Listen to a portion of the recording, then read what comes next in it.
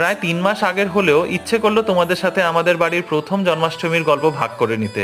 রিনির বা আমার দুজনেরই বাড়িতে জন্মাষ্টমীর পুজো হয় না।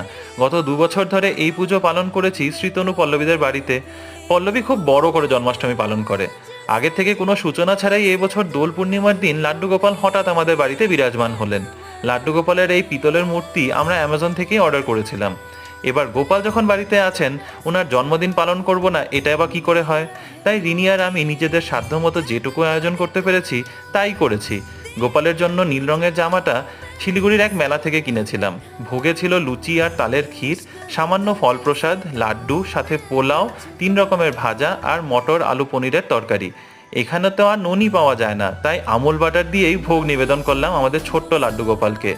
ও, বলতেই ভুলে গেছি, লাড্ডু গোপালের এই দোলনাটা আমি নিজের হাতেই বানিয়েছি। কেমন হয়েছে জানিও। দেখা হবে আরেকটা অন্য মিনি ব্লগে। বাই।